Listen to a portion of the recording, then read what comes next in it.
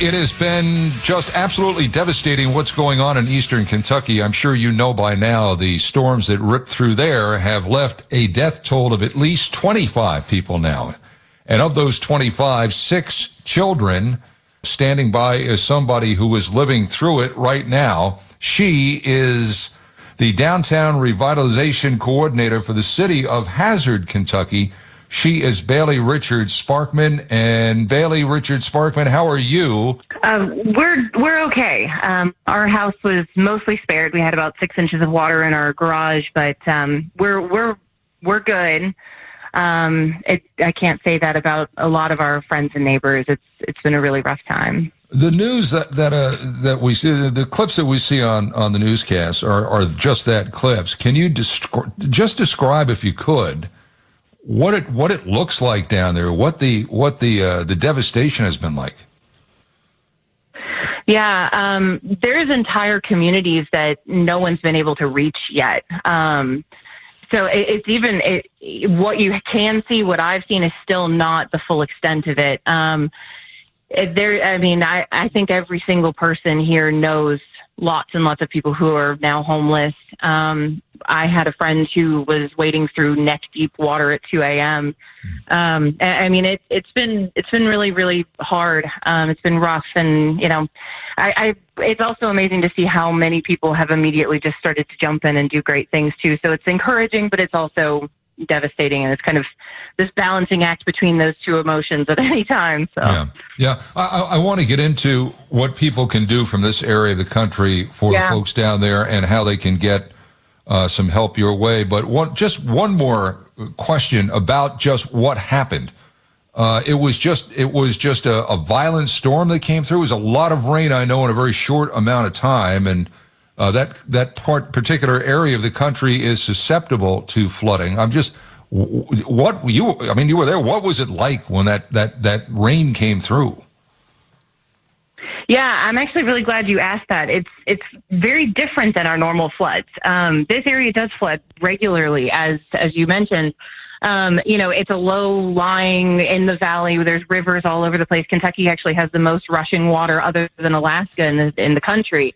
But that was not what this was. Normally when the river comes up, you have a good amount of notice and things like that. This was flash flooding, not in normal creeks, not in standard areas that get flooding. It's kind of incredible that it was completely different than what we're used to. What basically happened was over the course of about 2 hours, there's about 5 inches of rain. It sounded like just buckets. It sounded like someone just dumping water.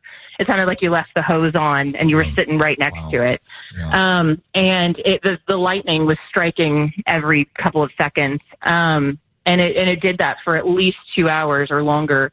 And the water just coming off of the hills all collected and ran through the valleys. And that was the main source of all of the devastation, was it just running right through these communities that are located in the valleys of the mountains through here. And just the water was rushing incredibly fast, houses, cars. I've seen pictures of excavators just thrown, and carried down the river. Wow. Yeah, it's kind of incredible. And I say river, but it's not normally areas that have a river. So. Yeah. And the death toll now at 25. Some of those have been kids. And the governor of Kentucky, Andy Beshear, said that number is going to go up. It's not a number that's going to stay static because, unfortunately, you have a lot of people that are missing at this point. And oftentimes missing goes to death. Our emergency I spoke to our emergency management director in Perry County. That's where I live, is Perry County. And he said that as of yesterday, there are still hundreds, if not thousands of people in communities that we can't get to because roads, bridges, entire hillsides washed away. And so there's people on the other side. We know they're on the other side. But there's no communication. Phone lines are down. Internet's down. They don't have cell service in those areas. And cell service has been spotty since this happened anyway. Yeah. And so there's huge segments of the population that we haven't even been able to get to find out what happened and to find out what's going on with them. So, yeah. And as you mentioned, electricity, it's out. Bad cell service to begin with. Okay, I would imagine you need a lot down there. And I would guess the first thing, because I mean, you'd like electricity. You'd like as much help as possible. Water has to be something that you would need, because my guess is that's number one on the list. It has to be. Water is absolutely number one. The county runs off of one water system. Perry County does. And the two big lines that come from the water plant are both 18-inch water pipelines. If anyone cares about these things, I work for the city. And both of those are broken right now. So there is no water getting from the water plant to anywhere else in the county. And both of those are in areas that are really difficult to fix, right. Those two breaks. And so, there is no water in any of the county. There's no water in at least a couple of the counties around us. And we're getting water in as quickly as we possibly can, but that is definitely the primary need and will be for a very long time. The water that came through broke every water pipe in almost all the communities, so it's going to take a very long time to get the water system back up.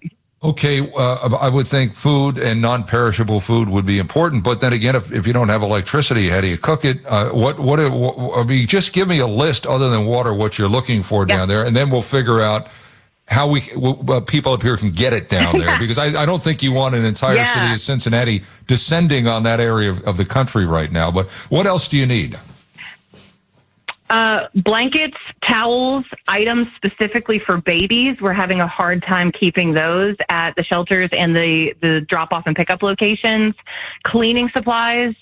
We need a lot of those now. We will need more of those in the weeks to come. That includes lots and lots of Clorox and things like that, but gloves, shovels, squeegees, any sort of things like that. Those are the biggest needs at the moment. Clothing is a big need as well. Specifically, right now, we're really just looking for things like sweatsuits in every size, just enough to cover everybody and be able to go from there. Sure.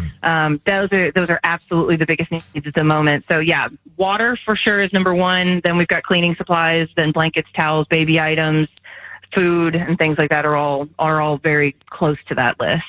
Who you I mean, you're plugged in down there. Who are you working with, from this area of the country? Because as I said, I don't think you want a caravan of cars down there, even with good intention to people. I think you just need what they have. Who should we be working with up here? Yeah, you're exactly right. We don't have hotel rooms if you did come down, and frankly, most of the roads would make it difficult for you to get here anyway. If organizations or churches or things like that do want to send something, send one big thing. And I am happy to coordinate to get that to different areas. There's a whole lot of us that are kind of coordinating where donations are going. We have a main drop-off site specifically for Perry County, which is where I am. It's at an elementary school called East Perry Elementary. They are accepting all kinds of different donations in very large quantities, and they are kind of being one of the main areas. Water donations we're accepting at a lot of different locations. I'm actually very happy to leave my cell phone number. That may be a terrible idea, but I am. I wouldn't recommend it. To be able to kind of coordinate getting those. How about this? What about if we left an email or something, maybe, or social media handles, something like that? Yeah, because I think, honestly, although half of Cincinnati has my cell phone number and it blows up on a regular basis, my guess is yours would too. It might go into meltdown. Yeah, the easiest way to get a hold of a contact point down there would be what and whom at what address? How about let's do the social media handles for the city of Hazard. I manage a lot of those, as do a lot of other people. So it's Hazard KY Gov across all different social medias. Those are going to be a great way to reach us, and we can kind of coordinate those. We're still waiting on FEMA. Red Cross is here, but not in the quantities that they will be in coming days. So we don't have a super coordinated effort right now in Perry County, right. Other than people that are physically here, things like the city, the county, the school systems, and things like that, the churches and all of that. So that's probably going to be the best way until we have a specific FEMA hotline or something set up, which has not happened yet. It looks like you got a break last night and tonight, but the National Weather Service said more storms Sunday through Tuesday. So it's going to be just one on top of the other. How's the other thing? By the way, we are chatting with Bailey Richard Sparkman. She is the downtown revitalization coordinator for the city of Hazard. the spirit of people in times like this, as you well know, are terrific. The desire to help from people that are not affected is terrific. It's what America is all about.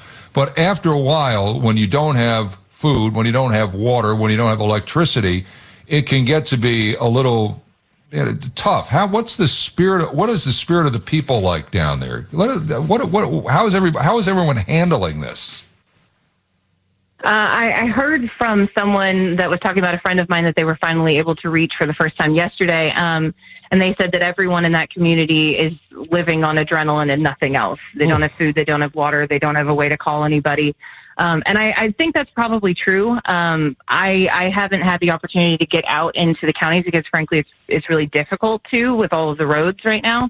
And so I think all of us are just kind of in fix-it mode. And so, yeah, I think this will probably all hit us collectively in a little bit. But right now it's all hands on deck. Let's get it done. What do you need? I've got showers, whatever, and I think that's kind of the community spirit right now. Obviously the people affected, are dealing with that. I've heard post-traumatic stress, thrown out a lot related to a lot of the families, a lot of the children, a lot of the adults too, because a lot of people had to swim for their lives and, luckily they made it, but that's going to stay with them for a very long time. Unbelievable.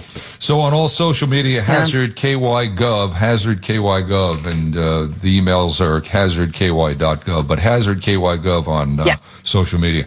All right, well, try to say I will give one more plug if that's okay. No, go ahead. We have cash donations, which are obviously incredibly, incredibly important. We have one really wonderful foundation that's kind of handling a lot of those. It's called the Foundation for Appalachian Kentucky. You can find them on their website, which is foundation at appalachianky.org.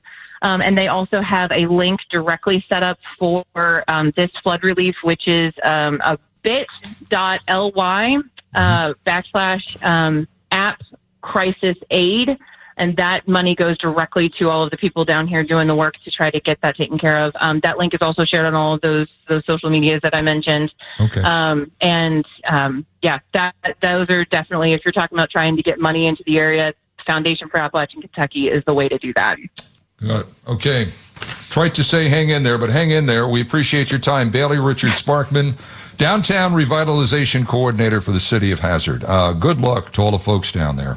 Stay well. Thank you so much, Ken. Thank you.